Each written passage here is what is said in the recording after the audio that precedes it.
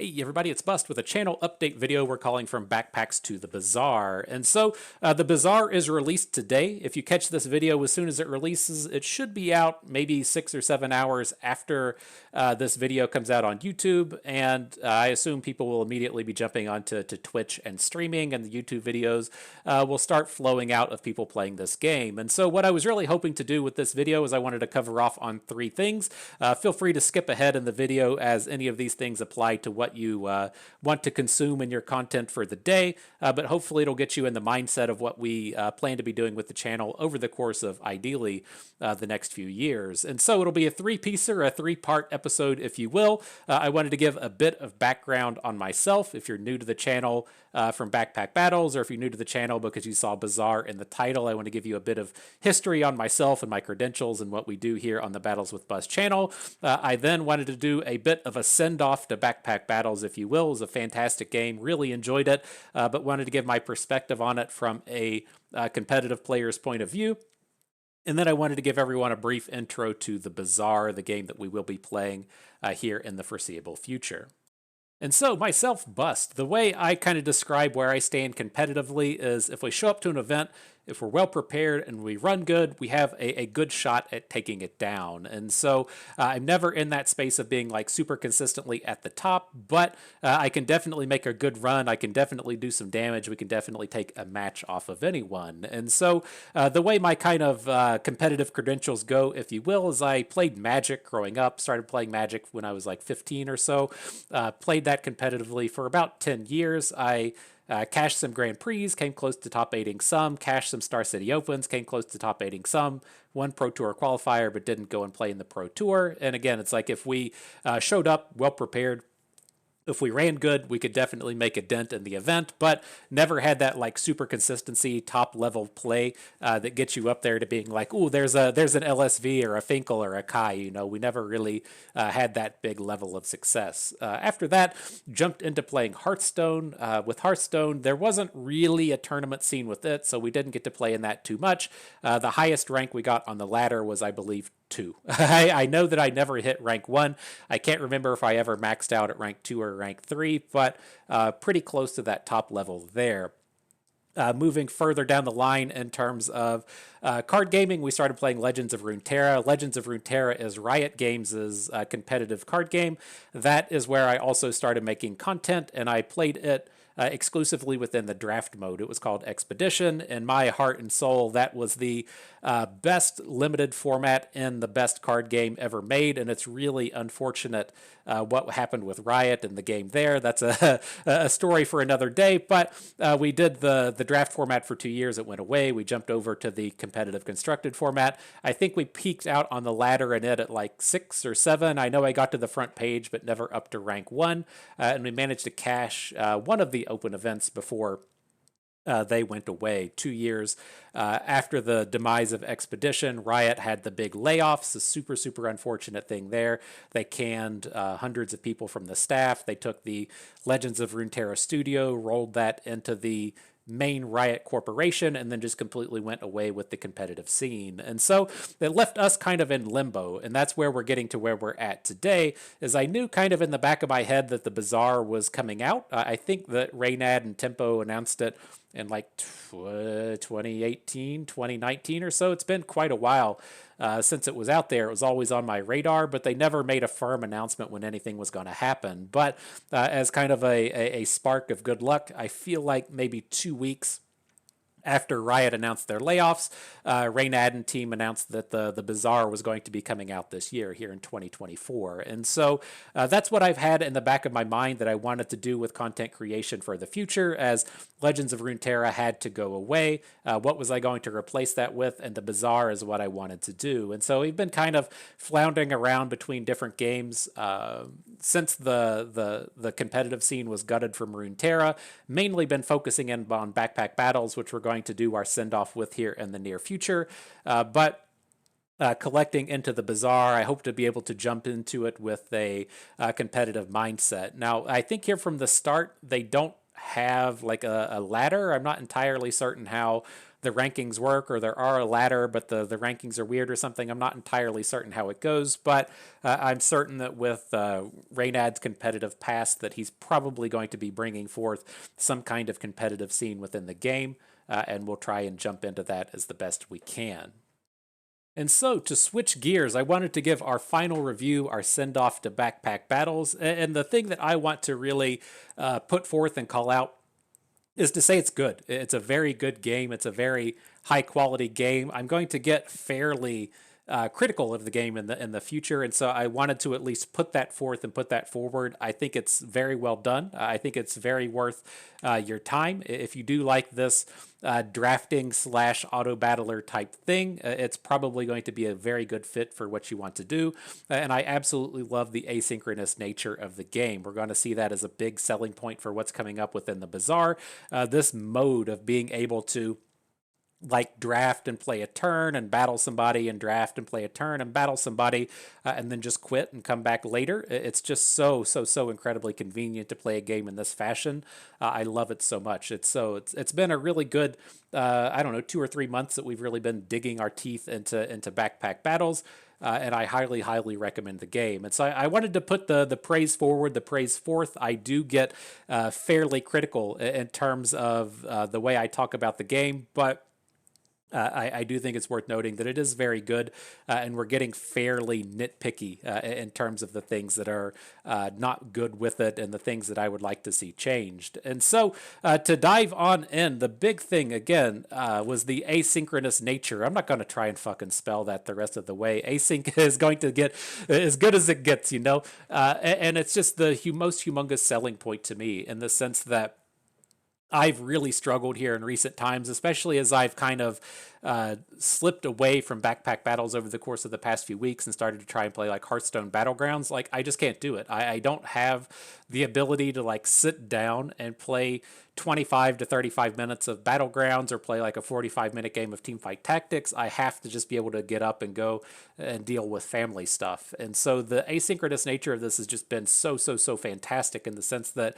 if I have 45 minutes like uninterrupted, awesome, we just play the game straight through. But if it's one of these situations to where I get to play for like 10 minutes and then I have to stop, and then I get to play for another 10 minutes and I have to stop, and then I pick the game up the next day and play for like 15 minutes at the gym and stop, like being able to just pick up and run right where you left off is such a fantastically amazing feature.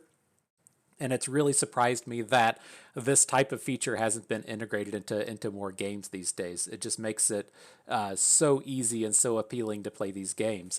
The piece that really strikes me as negative with this, though, is there's no mobile. Like that, I'm sure that there was a decision made within the game. It probably just involved the developer being like, okay, I'm going to make a game, and he did it, and didn't really like sit around and have like the big feature layout and everything. But having this not on mobile is a fucking disaster. And so that is one of the perks that we're going to see with the Bazaar. It's not releasing on mobile, but this asynchronous nature is just absolutely perfect for a mobile device, right? If you wake up in the morning to take a shit, play for, I don't know. Let's what's your time frame on wake up in the morning and take a shit, right? Is it 3 minutes? Is it 5 minutes? Is it 15 minutes? I don't know.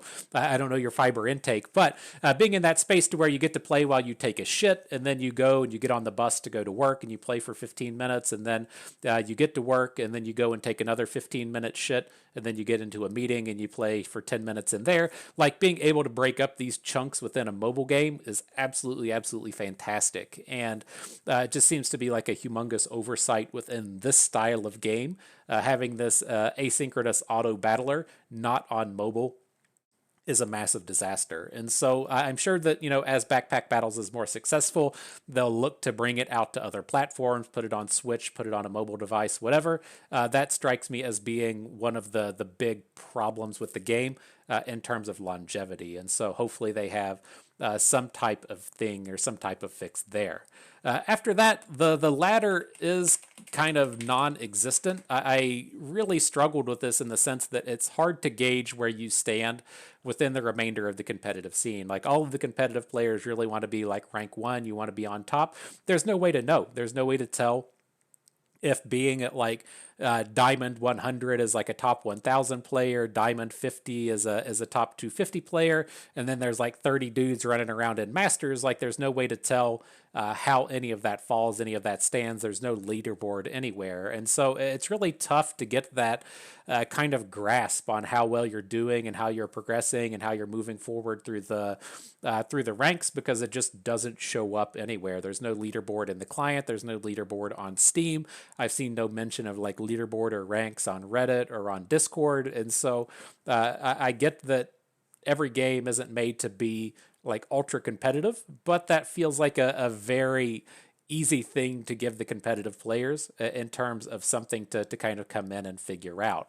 The next thing into that kind of same vein of competitive play is that feels like there's just casual development. It's odd in the sense that if you look at a game like Magic, I feel like Magic has a real kind of top-down design, and this not in terms of how the sets themselves are designed, but it's typically kind of catered to the competitive players, and things just branch out from there, right? You don't really run into metagames being warped and things being min-maxed just in the casual scene. You find just tons and tons and tons of that coming out of the competitive scene, and then from the competitive scene that bleeds out, right? So if you're looking for a new commander deck, you go and Google search it. It's typically not the casual community that's putting forth the time and effort to refine that particular commander deck. It tends to be the more competitive players that then pass those things down.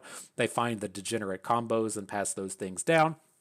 Things spread out from competitive to casual. But the development with this game feels like it's focused in on the casual development, as to where you'll have like wacky combos back and forth, and it's just a lot of these Timmy Power Gamer kind of moments, as to where the min-maxing that you get in the competitive scene doesn't really get the light showed upon it.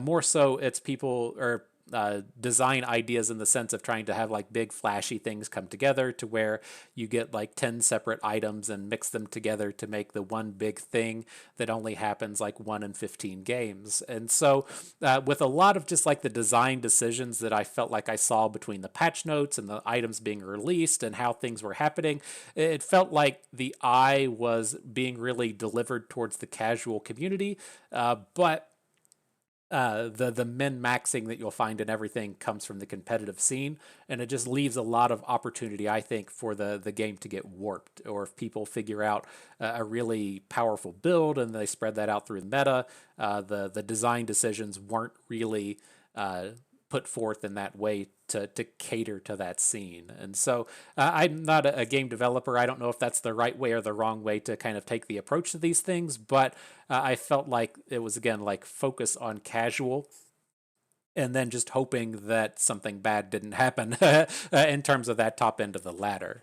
The other kind of things that I had to call out with this are Tetris mode kind of sucks. You know, I get that this is like the big selling point of backpack battles. As you go, you purchase the items, you collect them, then you put them in the bags, and the way that you min-max the bags is how the game really progresses. The mixture of the items is how you upgrade your items within this game, and so as you can kind of see on the screen, the shield coming together with the tusk is how the item comes together, to where in Battlegrounds you just get 3 of the same item. And so it is like a pivotal piece of the game, but you do run into a lot of situations to where you find yourself just taking like 5 minutes playing Tetris, which kind of sucks. And then if you find the optimal setup, then great. If you don't find it, then it just kind of sucks. It feels like you wasted a lot of time.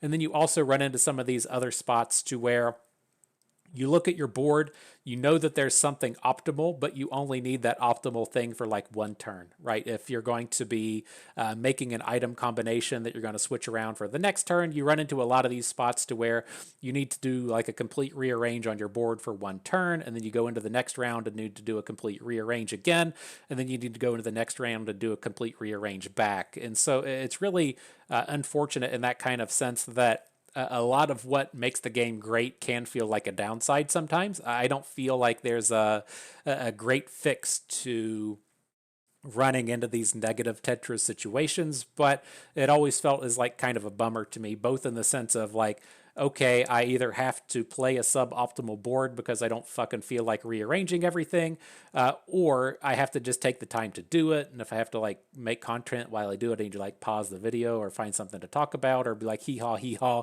watch me rearrange all this stuff. Have you seen it yet? Like it just ran into like a real negative feeling and a real negative experience. And that kind of tied me into the last thing that I think might help bridge the gap as we roll into the Bazaar.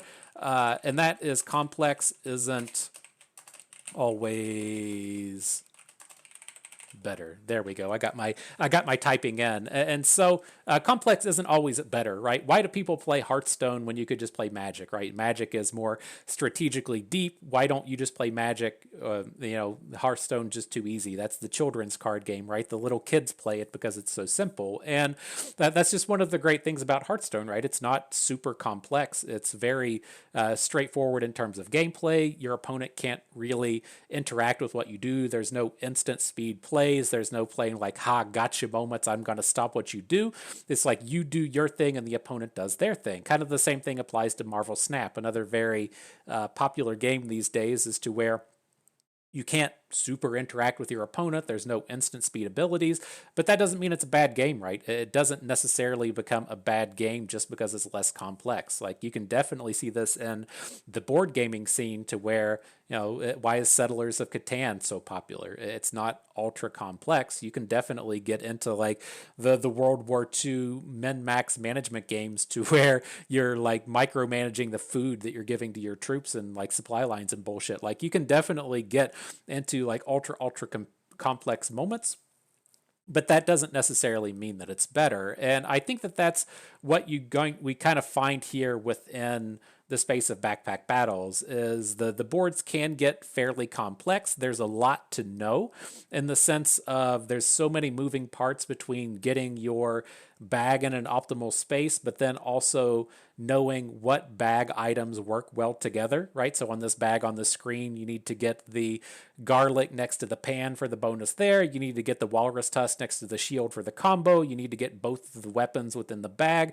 And then you also want the rock in the bag since that's going to be a melee weapon. And so there's just like lots of things to know in terms of getting things in the correct order, and it takes quite a while to figure that out. And the things here, not like super complex, but it's a lot to know. And then on top of that, you also need to like memorize these combinations of items, right? The tusk coming into the shield to make the tusk shield. Then do you want to take that tusk shield, perhaps use that to merge over into a thorns build, right? And so now we're branching from this one item that we've created on the screen into a potential build. Now we have to tie that into the skill items. We have to tie this into the subclass items. There's just a lot of complexity that you can kind of take off down the road. And there's not a ton of just like linear strategies within the game, right? We mentioned thorns being placed on the shield here. There's not a ton of opportunities to be like, okay, I have a thorns item. I'm just going to pick all the thorns items for the remainder of the game and see where that gets me at the end of the day. And so I feel like, it's not necessarily a bad thing. It's not necessarily a good thing, but the game is fairly complex. And so as I think we'll kind of come over into the Bazaar, you will see a lot of similarities between the Bazaar and backpack battles and how they play, between drafting items, drafting skills, composing a board of these items, upgrading them along the way, and then having an asynchronous auto battle with the opponent. But it seems like just visually looking at the Bazaar, a lot of these complexities that don't necessarily add a lot of the value to the game just don't exist. And so I feel like with the Bazaar, there are some things of arranging your items in the right order and upgrading them in the right order and having some pathing in terms of the way that they're going to be going. But a lot of these micromanagement things that are both very complex and not fun, between kind of Tetrising things and fitting the right things in the right bags and getting the right items touching each other and memorizing recipes and looking for the specific items, I kind of feel like just right out the gates, the Bazaar is going to be hitting that much better. And so again, I don't really mean to trash on backpack battles. I feel like if backpack battles had a leaderboard and the Bazaar wasn't a thing, this is just what we would play. I feel like I would really get into backpack battles. I would just kind of find another way at the gym to do something, since you can't play this on your phone. But it is a very fantastically done game. It's a very strong game. I do give it my highest level of recommendations. I know I just spent the past 14 minutes kind of trashing on it, but it's very good, and I wanted to get those kind of last final thoughts out from a kind of competitive player's perspective on the good and the bad of the game. And so, part three, onto the Bazaar itself. I'm not going to give a super in depth explanation of the Bazaar. People much better at explaining things have done it down in the description section. And so, Kriparian did a half-hour intro to the game, covering off on the rules and the mechanics. That's down in the description. And then Raren, sorry for butchering the names. He did a full playthrough run with Reynad. That's about an hour and a half long. That's down in the description as well. And so that should give you a good taste of what you're about to get yourself into, both in terms of the rules and mechanics and the gameplay. They just do a much better job of explaining and editing, and I just feel like you'll get a much more positive experience out of that. The way that I wanted to kind of approach this was, I kind of wanted to just speak to the communities that I'm involved with. The Legends of Runeterra community, the draft community in the card gaming scene. I feel like kind of the interesting thing with the Bazaar and card games in general is that people don't really want to play the game, right? It's very interesting in terms of the big draft scene, right? It's, what is your deck? What's your pick one, pack one? How did you branch out this draft? What was the decision making within the draft? And making 2 years of content within draft formats, it was wildly interesting seeing like the just drop off in viewership between people that absolutely could not give any fucks about the actual gameplay and were just there for the draft. And so it's kind of interesting to me in the sense of being like really in tune with drafting and really loving drafting, and then just not having to play the game that much at all. It's very interesting for a game like the Bazaar that is so in tune with the draft. You get your deck set up, and then you just kind of like auto play the actual gameplay itself. And so I think that's kind of an interesting piece to this with the Bazaar. You go through a variety of encounters, you pick a champion. That champion has a few different deck building paths. That champion gets a specific a choice of from specific items at the beginning of the game that help you path further. Then you go through various encounters to where you fight some PvE encounters, you acquire some gold, you acquire some experience, you level up your champion, you find some weapons, you level up the weapons along the way.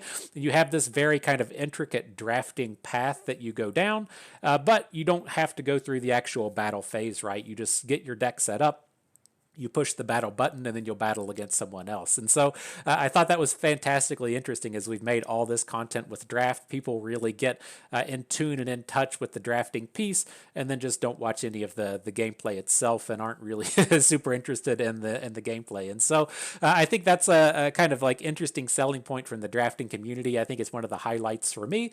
And then coming in from the Backpack Battles community, I think I touched on it on the Backpack Battles review, in the sense of complexity isn't necessarily better. And I feel like if you come from Backpack Battles, you really like the game flow to where you have the drafting phase, the shop phase, to where you're purchasing the items and planning out what you want to do. You get that setup phase in here as well, as to where you can kind of see here on the middle of the screen, to where there's this Hydra looking thing and the prism and this building to the right. I'm sure these all interact with each other in some way. And then you just go out and do battle after that against a different real opponent, but not in real time. And so a lot of the game flow that you got from Backpack Battles, you're going to find that to be in a very similar space here. But again, like I think a lot of the unnecessary complexity that we saw within Backpack Battles is removed, a lot of those feels bad moments of Tetrising and organizing a bag and moving and mishmashing and moving things back and forth and not really enjoying it that way seem to just be removed here. And so I feel like this is going to be a much better executed game flow for a very similar type of genre of game. And so we'll see how it plays out. We'll see how it comes together. Again, I hope to be piecing together Bazaar content shortly and soon. I don't think I'll be getting it out immediately tomorrow. Maybe I will, maybe I won't. I'll try my best to do that, but definitely going to be staying here for the foreseeable future. And so I hope you like it. I hope you like what you see. Hope you get to stick around and enjoy what we're doing here. And so that is going to do it. Hope everyone enjoyed the video. Hope you learned a thing or two along the way. You had a good time watching. This is Bust and me. Thank you for being here.